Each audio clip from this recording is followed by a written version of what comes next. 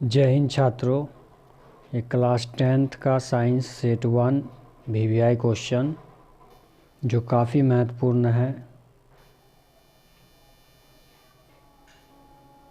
पहला क्वेश्चन है, वायु में जलने से पहले मैग्नीशियम रिबन को साफ़ क्यों किया जाता है?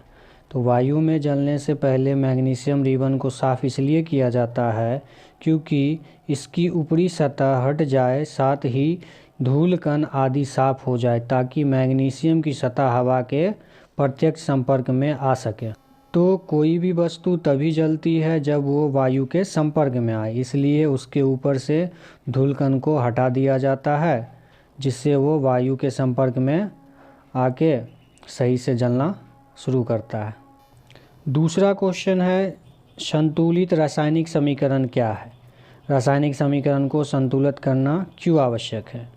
जब किसी रासायनिक समीकरण में विभिन्न तत्वों के परमाणुओं की संख्या दोनों तरफ बराबर होती है, यानी अभिकारक और उत्पाद के परमाणु संख्या क्या होने चाहिए? बराबर होना चाहिए। तो उसे हम क्या कहते हैं? संतुलित रासायनिक समीकरण कहते हैं। रासायनिक समीकरण को संतुलित करना इसलिए आवश्यक है क्योंकि इसके द्वारा हम न केवल समीकरण की जानकारी प्राप्त करते हैं बल्कि अभिकारकों एवं उत्पाद की वास्तविक संख्या की जानकारी भी प्राप्त कर सकते हैं। तो किसी भी तत्व के वास्तविक परमाणु की संख्या, वास्तविक परमाणु भार जानने के लिए हम रासायनिक समीकरण को संतुलित करते हैं और संतुलित करना आवश्यक होता है। तीसरा क्वेश्चन है, लोहे की वस्तु को हम पेंट क्यों करते हैं? लोहे की वस्तु को संक्षारण से बचाने के लिए तथा जंग लगने से बचाने के लिए हम पेंट करते हैं। पेंट वस्तु की सतह तथा हवा या नमी के बीच प्रत्यक्ष संपर्क को समाप्त कर देता है, और जब हवा और नमी के बीच का संपर्क खत्म हो जाता है तो इसी वजह से जो है किसी भी वस्तु में, लोहे की वस्तु में जंग नहीं लगता है। 4 नंबर क्वेश्चन है, अम्ल को तनुकृत करते समय यह क्यों अनुशासित करते हैं कि अम्ल को जल में मिलाना चाहिए, ना कि जल को अम्ल में? जल में अम्ल या क्षारक के घुलने की प्रक्रिया अत्यधिक ऊष्माक्षेपी होती है। जल में सांद्र नाइट्रिक अम्ल या सल्फ्यूरिक अम्ल को मिलाते समय अत्यधिक सावधानी रखनी चाहिए। अम्ल को धीरे धीरे तथा जल को लगातार हिलाते हुए जल में मिलाना चाहिए। सांद्र अम्ल में जल मिलाने पर उत्पन्न हुई ऊर्जा के कारण मिश्रण छलक कर बाहर आ सकता है तथा व्यक्ति जल सकता है। साथ ही अत्यधिक स्थानीय ताप के कारण कांच की पात्र भी टूट सकता है। चूँकि अम्ल की अत्यधिक ऊष्माक्षेपी होती है, इसी वजह से जो है अम्ल को बाद में और जल को पहले डालना चाहिए और अम्ल को धीरे धीरे डालते हुए उसमें रासायनिक क्रिया करना चाहिए, जिससे इस क्रिया को करने के दौरान व्यक्ति सुरक्षित रह सके। धोने का सोडा तथा बेकिंग सोडा के दो उपयोग लिखे। धोने का सोडा का उपयोग क्या क्या है? इसका उपयोग कांच, साबुन तथा कागज़ उद्योग में किया जाता है। इसका उपयोग सोडियम यौगिक जैसे बोरेक्स के निर्माण में होता है। बेकिंग सोडा का उपयोग, सोडियम हाइड्रोजन कार्बोनेट का उपयोग एंटासिड के संघटक के रूप में किया जाता है। में क्षारीय होने के कारण ये उदर में अम्ल की अत्यधिक मात्रा को उदासीन बनाकर राहत पहुंचाता है, और इसका उपयोग अम्ल अग्निशामक में भी किया जाता है। तो ये उपयोग थे बेकिंग सोडा और धोने के सोडा का उपयोग। सोडियम को केरोसिन तेल में डुबोकर क्यों रखा जाता है? क्योंकि सोडियम सामान्य ताप पर भी नमी तथा ऑक्सीजन के साथ तेजी से अभिक्रिया करती है, किंतु यह केरोसिन के साथ ना तो कोई अभिक्रिया करती है और ना ही इसमें घुलती है। इसलिए सोडियम को केरोसिन तेल में डुबोकर रखा जाता है। इसे जल में भी डुबोकर नहीं रखा जा सकता क्योंकि यह जल से भी अभिक्रिया कर लेता है। तो यही कारण है कि सोडियम को केरोसिन तेल में डुबोकर रखा जाता है। जल में डुबोकर रखने से क्या होगा कि ये रिएक्शन कर लेगा और केरोसिन तेल में इसका रिएक्शन यानी इसका अभिक्रिया नहीं हो पाता है। 7 नंबर क्वेश्चन है, अलगम क्या है? यह मिश्र धातु से कैसे अलग है? सामान्य तौर पर मरकरी एवं अन्य धातुओं का मिश्रण अलगम कहलाता है। इस प्रकार अलगम धातु का एक ऐसा मिश्र धातु होता है जिसमें एक धातु मरकरी के साथ एक या एक से अधिक धातु उपस्थित होते हैं। अलगम ठोस अथवा द्रव दोनों में से कुछ भी हो सकते हैं। तो अलगम की अभिक्रिया के लिए मरकरी जरूरी है। मरकरी कह रहा है अलगम मिश्र धातु तो होते हैं लेकिन प्रत्येक अलगम में मरकरी की उपस्थिति आवश्यक होती है, जबकि मिश्र धातु में मरकरी छोड़कर अन्य धातुओं की उपस्थिति समांगी मिश्रण में आवश्यक होती है। यही वजह है जो अलगम मिश्र धातु से अलग होते हैं, क्योंकि हर रिएक्शन में इसे मरकरी की ज़रूरत होती है, यानी मरकरी के साथ ही इसका रिएक्शन होता है, तभी ये अलगम कहलाती है।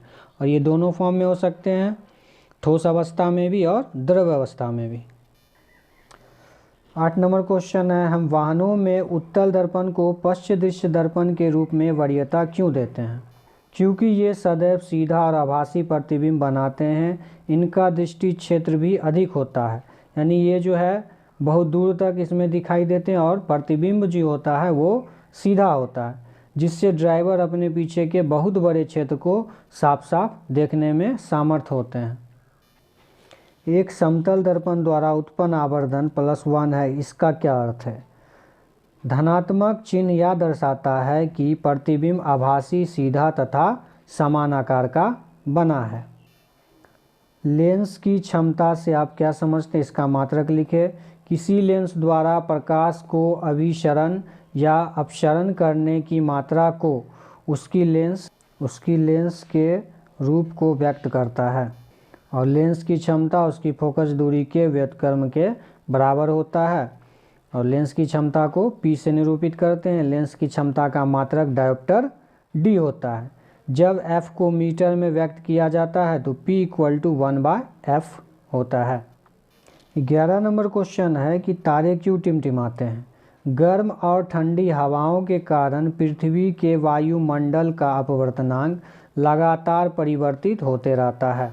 तारों से आने वाली प्रकाश की किरणें का इस प्रकार लगातार अपवर्तन होता है तो प्रकाश की किरण निरीक्षक के आँखों तक अनियमित रूप से आती है। इसके कारण तारों की आभासी स्थिति स्थिर रहती है और तारे टिमटिमाते नजर आती हैं। टिंडल प्रभाव क्या है? इस प्रभाव के 3 उदाहरण दीजिए। किसी माध्यम में छोटे छोटे कणों के निलंबन को कोलाइड कहा जाता है।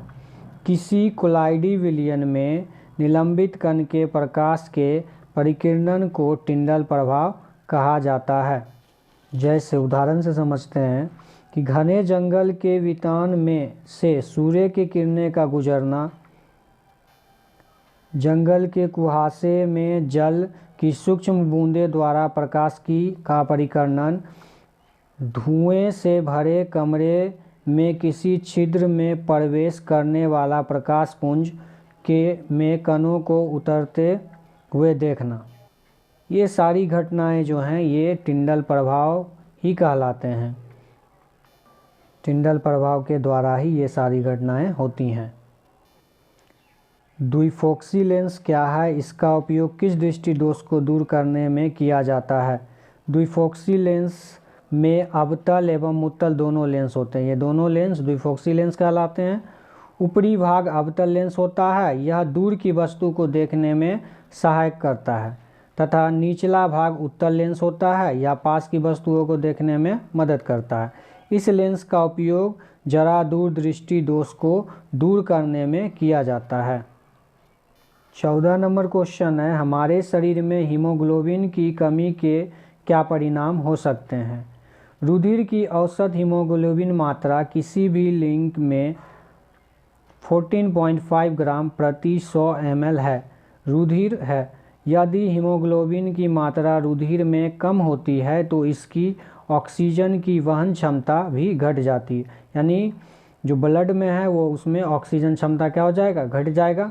अतः वह मानव ऑक्सीजन की कमी के लक्षण दर्शाता, उसमें ऑक्सीजन की कमी के लक्षण दर्शाने लगेंगे, जैसे सांस का फूलना, जो कि अक्सर लोगों की कमी, हीमोग्लोबिन की कमी के कारण होते हैं। एनीमिया का पहला लक्षण, यह जो है एनीमिया का पहला लक्षण है। जंतुओं में रासायनिक समन्वय कैसे होता है? जंतुओं में रासायनिक समन्वय कुछ रासायनिक पदार्थ जिसे हार्मोन कहते हैं के द्वारा होता है। यह अंतःस्रावी ग्रंथियों द्वारा स्रावित होता है। स्रावित होने वाले हार्मोन का समय और मात्रा का नियंत्रण पूर्ण भरण क्रियाविधि से किया जाता है। इसमें हमने एक एक शब्द को, एक एक वर्ड को नहीं समझाया है, समय के अभाव के कारण जो है सिर्फ क्वेश्चन को पढ़ दिया गया है। और ये क्वेश्चन जो बनाया हूँ वो काफ़ी आसान भाषा में है, तो उम्मीद करता हूँ आप लोगों को समझ में आया होगा। अगर किसी बच्चे को समझ नहीं आता है, एक एक वर्ड में प्रॉब्लम है, तो वो हमारे नंबर से कांटेक्ट करे, उन बच्चों को पूरे डिटेल्स में समझा दिया जाएगा। किसी भी तरह का प्रॉब्लम हो तो आप हमसे कांटेक्ट करें। एग्ज़ाम का डेट नज़दीक होने के वजह से इस तरह से क्वेश्चन आप लोगों को जल्दी से जल्द पहुंचाया जा रहा है। आप इसे अच्छे से नोट करके इसका तैयारी कीजिए। किसी भी तरह का समस्या हो तो हमसे कांटेक्ट कीजिए। जय हिंद, जय श्री राम।